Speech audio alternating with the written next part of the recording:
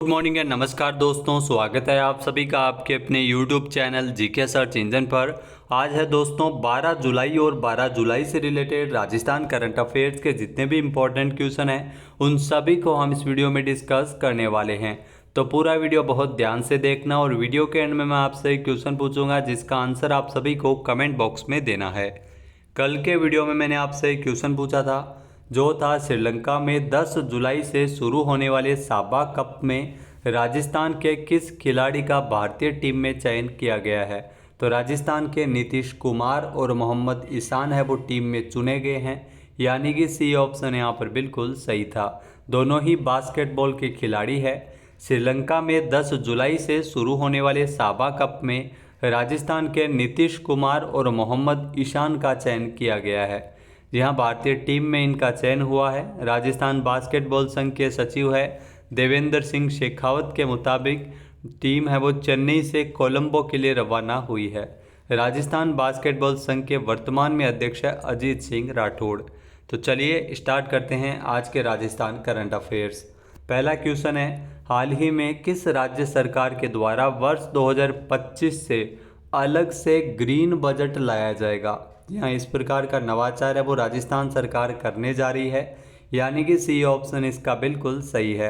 अलग से कृषि बजट लाए जाने का जो नवाचार किया गया था पूर्व मुख्यमंत्री अशोक गहलोत द्वारा, और वर्तमान में राजस्थान की भजन लाल सरकार अगले साल 2025 से अलग से ग्रीन बजट है वो लाएगी, यानी कि सी ऑप्शन यहाँ पर बिल्कुल सही है। आइए जानते हैं इम्पोर्टेंट फैक्ट्स। तो राजस्थान विधानसभा में वित्तीय वर्ष 2024-25 का जो बजट है वो पेश किया गया था।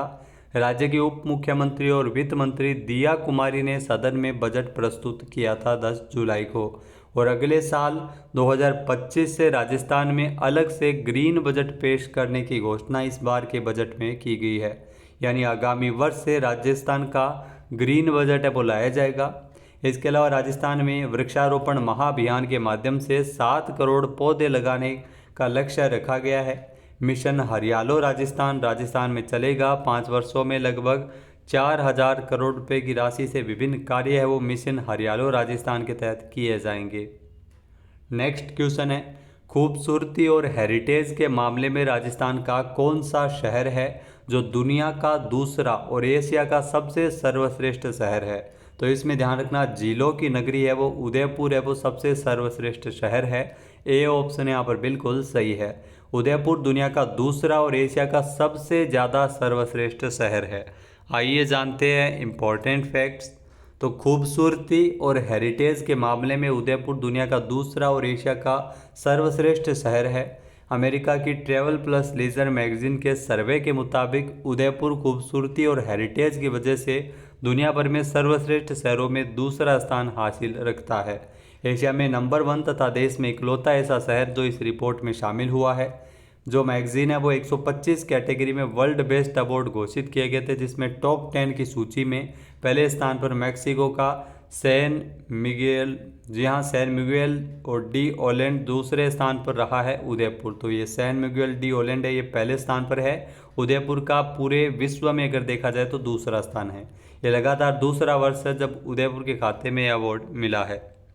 नेक्स्ट है, हाल ही में किस राज्य में वन स्टेट वन इलेक्शन की शुरुआत किए जाने की घोषणा इस बार बजट में हुई है।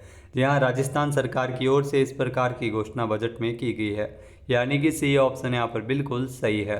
वन स्टेट वन इलेक्शन ये परफॉर्मा राजस्थान में लागू किया जाएगा जो पंचायती राज चुनाव को लेकर। आइए जानते हैं इम्पोर्टेंट फैक्ट्स। तो राजस्थान में वन स्टेट वन इलेक्शन की शुरुआत होगी। 10 जुलाई को पेश किए गए बजट में इसकी घोषणा कर दी गई है। जी हाँ, अब इसके कई मायने निकाले जा रहे हैं क्योंकि राजस्थान में लगातार चुनावों के कारण आचार संहिता का माहौल बना रहा है। आचार संहिता लगने की वजह से प्रदेश में कई विकास कार्यों के काम है वो ठप हो जाते हैं। अब राजस्थान में वन स्टेट वन पंचायत राज चुनाव की घोषणा की गई है, जिसके तहत अब राजस्थान में पंचायत राज चुनाव एक साथ होंगे। इनमें जिला परिषद, पंचायत समिति और ग्राम पंचायत के चुनाव इसमें शामिल है। नेक्स्ट है, राजस्थान सरकार कितने करोड़ रुपए की लागत से देश के प्रसिद्ध धार्मिक स्थल खाटू श्याम जी जो मंदिर है, खाटू श्याम जी का धाम, उसका विकास करेगी? तो ध्यान रखना, राजस्थान सरकार की ओर से इसके लिए 100 करोड़ रुपए का बजट है वो निर्धारित किया गया है, यानी कि ए ऑप्शन यहाँ पर बिल्कुल सही है। आइए जानते हैं इम्पोर्टेंट फैक्ट्स। तो काशी विश्वनाथ मंदिर की तर्ज पर राजस्थान की भाजपा सरकार भी अब 100 करोड़ रुपए की लागत से देश के प्रसिद्ध धार्मिक स्थल खाटू श्याम जी धाम का विकास करेगी। केंद्र सरकार के मोदी सरकार ने जिस तरह से अयोध्या और काशी में काम करवाए हैं, ठीक उसी प्रकार से खाटू श्याम मंदिर की भव्यता और मंदिर क्षेत्र के विकास पर 100 करोड़ रुपए खर्च किए जाएंगे। साथ ही साथ प्रदेश के 600 मंदिरों में विभिन्न उत्सवों पर 13 करोड़ रुपए खर्च होंगे, जिसमें आरती संबंधित विभिन्न उत्सवों पर यह राशि खर्च की जाएगी। राजस्थान के सीकर जिले में स्थित प्रसिद्ध धार्मिक स्थल खाटू श्याम जी का जो मंदिर है, जिसमें राज्य सरकार जल्द ही एक कॉरिडोर का निर्माण कार्य कर रही है। नेक्स्ट है, राजस्थान राज्य विधिक सेवा प्राधिकरण जयपुर के निर्देशानुसार संपूर्ण प्रदेश में इस साल की दूसरी राष्ट्रीय लोक अदालत का आयोजन कब किया गया है? जहाँ इसका आयोजन किया जाएगा 13 जुलाई को, यानी कि ए ऑप्शन यहाँ पर बिल्कुल सही है। आइए जानते हैं इम्पोर्टेंट फैक्ट्स। तो राजस्थान राज्य विधिक सेवा प्राधिकरण जयपुर के निर्देशानुसार 13 जुलाई को संपूर्ण प्रदेश में इस वर्ष की द्वितीय राष्ट्रीय लोक अदालत, जहाँ राष्ट्रीय लोक अदालत जो दूसरा इस साल का राष्ट्रीय लोक अदालत का आयोजन है वो किया जा रहा है। राष्ट्रीय लोक अदालत में सिविल न्यायालयों से संबंधित राजीनामा योग्य प्रकरणों के साथ साथ प्री लिटिगेशन प्रकरणों, बैंक के ऋण संबंधी मामले, एनआई एक्ट के संबंधित प्रकरण, इसके अलावा दोस्तों जो राजस्व न्यायालयों में लंबित राजीनामा योग्य प्रकरणों का निस्तारण इसमें किया जाएगा। नेक्स्ट क्वेश्चन है, राजस्थान बजट 2024-25 में राजकोषीय संकेतक के अनुसार राजस्थान का जो राजकोषीय घाटा है वो जीएसडीपी का कितने प्रतिशत रहा है? तो राजस्थान का जो इस बार का जो राजकोषीय घाटा है वो जीएसडीपी का 3.93% रहा है, यानी कि ए ऑप्शन यहाँ पर बिल्कुल सही है।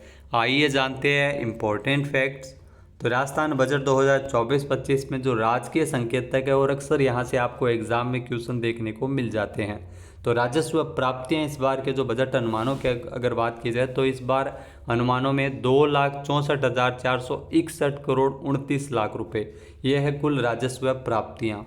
इसके अलावा राजस्व व्यय जिसमें अनुमानों में 2,90,219 करोड़ 40 लाख रुपए, यहाँ राजस्व व्यय है वो ज़्यादा है। राजस्व घाटा बजट अनुमानों के हिसाब से 25,758 करोड़ जो 11 लाख रुपए। जी हाँ, अगर बात की जाए राजकोषीय घाटा की, तो राजकोषीय घाटा है वो 70,009 करोड़ 47 लाख रुपए है, जो जीएसडीपी का 3.93% है। नेक्स्ट क्वेश्चन है, राजस्थान में राज्य मानवाधिकार आयोग के अध्यक्ष के रूप में किसे नियुक्त किया गया है? तो वर्तमान में राजस्थान राज्य मानवाधिकार आयोग के अध्यक्ष के रूप में शपथ ली है गंगाराम मूलचंदानी ने, यानी कि ए ऑप्शन यहाँ पर बिल्कुल सही है। आइए जानते हैं इम्पोर्टेंट फैक्ट्स। तो राजस्थान के राज्यपाल कलराज मिश्र ने सेवानिवृत्त न्यायाधीश गंगाराम मूलचंदानी को राज्य मानवाधिकार आयोग के अध्यक्ष और भारतीय पुलिस सेवा के सेवानिवृत्त अधिकारी अशोक गुप्ता को सदस्य बनाया है। इन दोनों को पद धारण करने की तारीख से 3 वर्ष की अवधि या 70 वर्ष की आयु, तो 3 साल की अवधि या 70 वर्ष की आयु दोनों में से जो भी पहले वो कार्यकाल इनका रहेगा।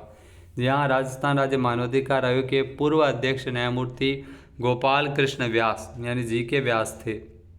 नेक्स्ट क्वेश्चन है, हाल ही में नशा रोकथाम में महिलाओं की बड़ी भूमिका साबित होगी, इसके लिए राज्य विकास से जुड़ी महिलाओं को नशा मुक्त सखी किस जिले में बनाया जाएगा?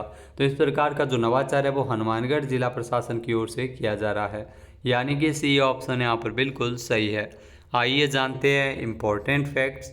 तो राजस्थान सरकार प्रदेश को नशा मुक्त बनाने के लिए प्रतिबद्धता के साथ कार्य कर रही है। इसी क्रम में स्कूलों में चौथे शनिवार को विद्यार्थियों के बीच नशा मुक्ति जागरूकता गतिविधियां आयोजित की जाएगी।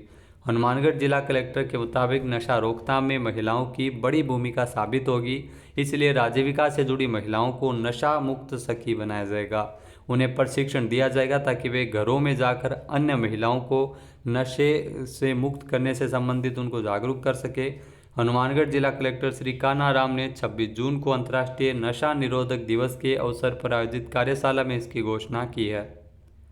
नेक्स्ट क्वेश्चन है, विश्व जनसंख्या दिवस हर साल कब मनाया जाता है?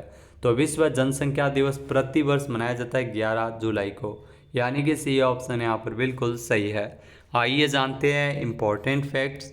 तो विश्व जनसंख्या दिवस जो हर साल 11 जुलाई को मनाया जाता है। जी हाँ दोस्तों, विश्व जनसंख्या दिवस संयुक्त राष्ट्र के द्वारा स्थापित किया गया था और पहली बार 1989 में इसे मनाया गया था। यह विचार 11 जुलाई 1987 को विश्व की जनसंख्या के 5 अरब तक पहुंचने से प्रेरित था। विश्व जनसंख्या दिवस 2024 की जो थीम रखी गई है वह है किसी को भी पीछे न छोड़े, सभी को गिने। भारत विश्व में सबसे ज़्यादा आबादी वाला देश है। पहले चीन था, अब भारत है। वो भारत ने चीन को पछाड़ दिया है। नेक्स्ट क्वेश्चन है, हाल ही में नाटो शिखर सम्मेलन का आयोजन कहाँ किया गया है? तो नाटो शिखर सम्मेलन का आयोजन किया गया है वाशिंगटन में, यानी कि सी ऑप्शन यहाँ पर बिल्कुल सही है। आइए जानते हैं इम्पोर्टेंट फैक्ट्स। तो हाल ही में सैन्य गठबंधन नाटो के शिखर सम्मेलन का आयोजन है वो अमेरिका के वाशिंगटन में किया गया था। वाशिंगटन अमेरिका में स्थित है। इस सम्मेलन में यूक्रेन की सदस्यता पर विचार किया गया था, विस्तार से चर्चा की गई थी। साथ ही यूक्रेन को अगले वर्ष के भीतर सैन्य सहायता के रूप में न्यूनतम 40 बिलियन यूरो यानी 43.28 बिलियन डॉलर की धनराशि प्राप्त करने का विचार किया गया था। इसके अलावा नाटो 32 सदस्य देशों का एक अंतर सरकारी सैन्य गठबंधन है। तो 32 सदस्य देश नाटो के अंतर्गत शामिल है। अब बात करते हैं आज के हमारे क्विज के, जिसका आंसर आप सभी को कमेंट बॉक्स में देना है। तो आज का क्विज है, हाल ही में वित्त मंत्री दिया कुमारी ने बजट भाषण में किस जिले में पेट्रो जोन की स्थापना किए जाने की घोषणा की है? एक बार फिर से सुनेगा, वित्त मंत्री दिया कुमारी के द्वारा बजट भाषण में किस जिले में पेट्रो जोन की स्थापना की घोषणा की गई है? सही आंसर आपको कमेंट बॉक्स में देना है। और अगर ये वीडियो आपको पसंद आए तो इसे लाइक और शेयर करना बिल्कुल न भूलिएगा। चैनल पर नए जुड़े हो, सब्सक्राइब नहीं किया है तो अभी सब्सक्राइब बटन पर क्लिक करें। इस वीडियो की जो PDF फाइल है वो आप वीडियो के डिस्क्रिप्शन बॉक्स से डाउनलोड कर सकते हैं और इस क्वेश्चन का आंसर आप वोट करके भी कर सकते हैं। वीडियो देखने के लिए धन्यवाद। जय हिंद, जय भारत, जय राजस्थान।